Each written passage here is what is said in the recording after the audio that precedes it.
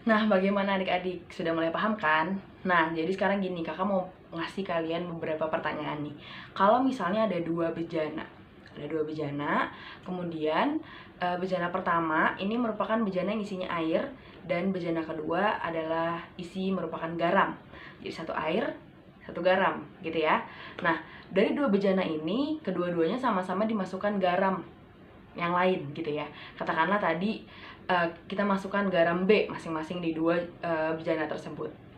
Kira-kira bejana yang mana yang paling gampang larut dan yang paling sukar larut? Bejana yang isi air atau bejana yang isi sudah ada garamnya? Nah, coba kalian analisis dulu. Kalau kalian sudah punya jawaban, coba kalian analisis dulu. Alasannya apa ya? Alasan ilmiah apa yang bisa menguatkan opini kalian? Secara feeling kakak sih ya, kalau feeling kakak sih kayaknya yang lebih mudah larut itu yang isinya air. Kenapa? Karena ya kan belum ada garamnya, ya nggak? Kalau belum ada garamnya, air itu kan fungsinya sebagai pelarut, dimana pelarut itu pasti akan memisahkan garamnya menjadi kation dan anion, atau yang biasa kita sebut terionisasi gitu ya. Dia menjadi anion sama kation. Nah, jadi si airnya mampu membuat garam tersebut jadi larut. Tapi kalau isinya yang satu lagi, yang isinya itu udah garam, ditambahin garam, walaupun di dalam bejana ini awalnya sudah ada air dan garam yang sebelumnya, tapi kan airnya udah sibuk ngurusin buat garam yang pertama, ya nggak? Dia udah sibuk untuk memisahkan kation sama anion dari garam yang pertama. Terus diganggu, segala ditambahin lagi sama garam yang lain.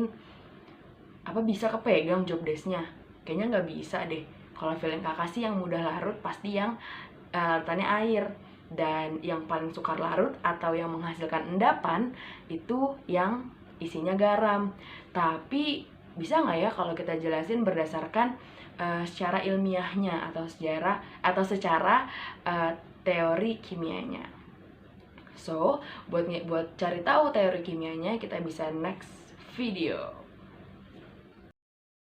Jadi ada yang disebut dengan pengaruh ion sejenis. Nah, saya berikan analogi, misalnya ada garam AgCl yang ditambahkan dengan garam NaCl. Nah, AgCl ini ionisasinya Ag plus dan Cl-, NaCl adalah Na plus Cl-. Kedua-duanya sama-sama memiliki ion Cl-. Nah, inilah yang disebut dengan ion sejenis. Nah, kalian masih ingat nggak tentang pergeseran kesetimbangan? Kalau masih belum ingat, kakak akan berikan analoginya supaya kalian ingat nih. Jadi misalnya ada bejana U. Bejana U itu selalu mempertahankan keadaan dalam keadaan setimbang. Terus kita bagi dua, kita anggap daerah kiri adalah reaktan, daerah kanan adalah produk. Dalam hal ini misalnya daerah produk atau Cl- nih ya. Cl- kita tambahkan kira-kira bejana U akan bergeser airnya ke arah mana? Ke arah kiri atau ke arah kanan? Nah, dia akan bergeser ke arah kiri. Nah, ini sama halnya seperti kita menambahkan Cl- daerah produk, sehingga dia akan bergeser ke kiri, AgCl akan mengendap gitu ya, karena AgCl bertambah terus. Kalau dia mengendap disebut dengan kelarutannya kecil ya. Sampai sini kalau yang tanyakan silakan tanyakan di form diskusi ya. Nah, untuk contoh soalnya saya tidak akan membacakan soalnya, kalian bisa pause kemudian kalian screenshot atau kalian pause kemudian kalian kerjakan dulu ya. Nah, udah mulai ngerti kan mengenai pengaruh ion senama. Jadi ya kurang lebih memang kalau misalkan ada ion senama, ada pengaruh kesetimbangan juga. Makanya jangan suka kotak-kotakan ilmu ya. Ilmu yang kemana-mana masih bisa kepake nih sampai sekarang ya kan. Nah, oke, sekarang kita masuk ke contoh soal.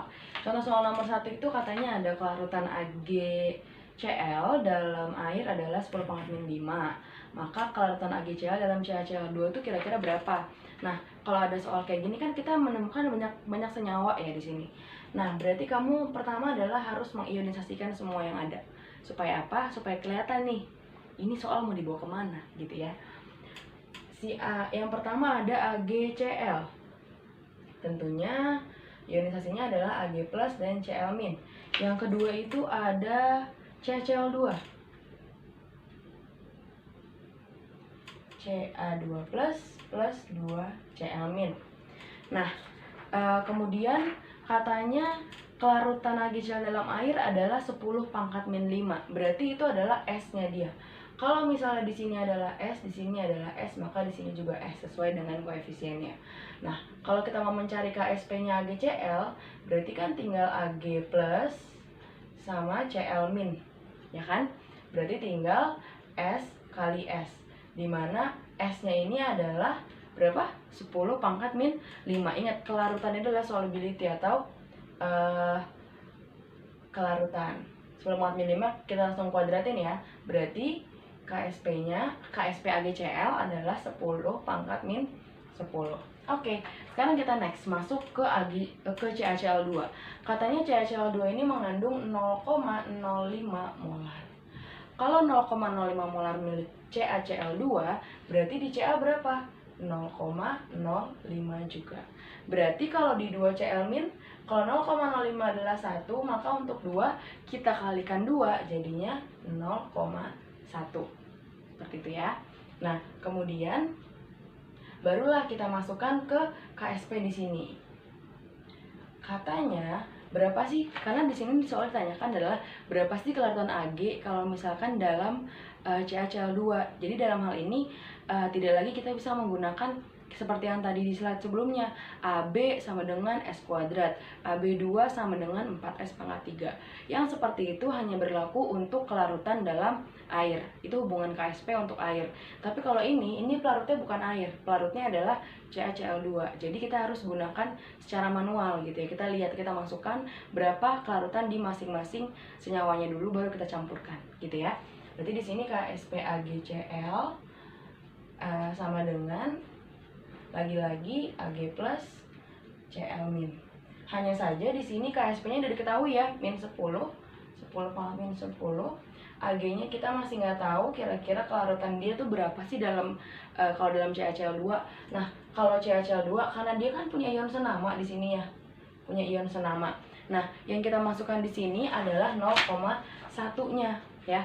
Kan di sini Cl min ini adalah kontribusi antara AgCl dengan CaCl2. Berarti kan 0,1 ditambah S. Ya nggak?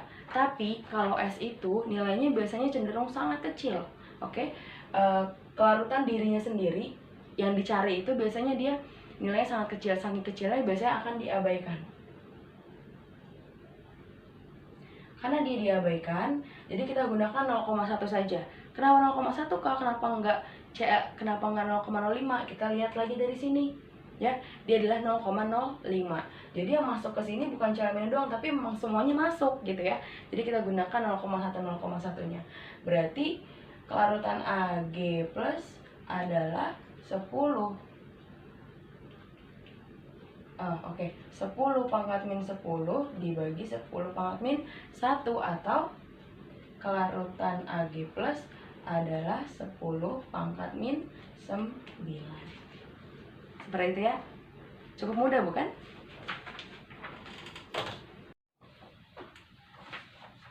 Oke, sekarang kita lanjut ke nomor 2 ya. Di nomor 2 ini ditanyakan kelarutan Ag2CrO4, KSP-nya 4 kali 10 pangkat min 12 dalam larutan K2CrO4. Jadi ditanyakan garam Ag2CrO4 ini bukan dalam air, tapi dalam K2CrO4.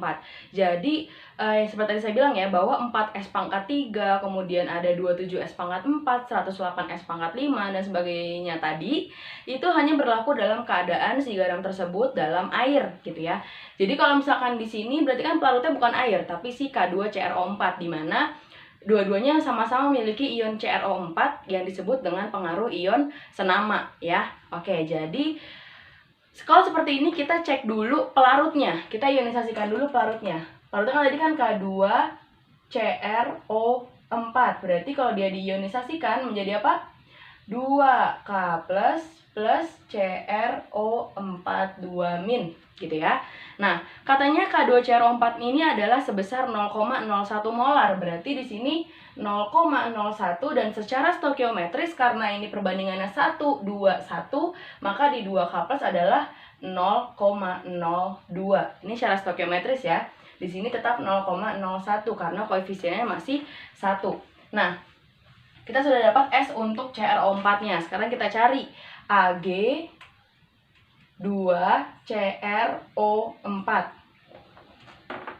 Kalau Ag2CrO4 kalau kita ionisasikan jadinya 2Ag plus CrO4 2-. Berarti kalau di sini adalah S, di sini 2S, dan di sini adalah S gitu ya. Nah, ini secara stoikiometris ya. Berarti kalau misalnya kita mau mencari KSP, tentunya karena dia kesetimbangan, tentunya akan masuk yang ion-ionnya atau hasil kali ionnya. Maka ionnya adalah di sini Ag plus kuadrat dengan CrO4 2-. Ini 2Ag plus ya, gitu. Nah, 2Ag plusnya kan 2S, berarti 2S kuadrat. KSP-nya diketahui dari soal, KSP-nya adalah 4 kali 10 pangkat negatif 12. Nah, dan CrO4-nya ini adalah sumbangan atau kontribusi dari CrO4 di Ag2CrO4 dan di K2CrO4. Berarti kita jumlahkan nih 0,01 ditambah S. Namun biasanya S di dalam sini nilainya cenderung sangat kecil. Karena dia sangat kecil, maka biasanya akan diabaikan gitu ya. Karena dia diabaikan, nah berarti kita tinggal cari nilai S-nya gitu ya. Berarti di sini, ini kan 10 pangkat minus 2 ya. Ini saya buat 10 pangkat min 2 ya. 10 pangkat min 2 berarti di sini jadinya 10 pangkat min 10. Kemudian karena dia S, berarti S adalah akar dari 4 kali 10 pangkat min 10 per 2. Untuk matematisnya kalian paham ya. Berarti tinggal sama dengan berapa? Oh, ini 4 ya, sorry. Karena dia 2S kuadrat, berarti di sini 4S kuadrat. Berarti di sini 4 dibagi 4. Hasilnya adalah 10 pangkat min 5. Oke, berarti kelarutan Ag2CrO4 di dalam K2CrO4 adalah sebesar 10 pangkat min 5, satuannya mol per liter.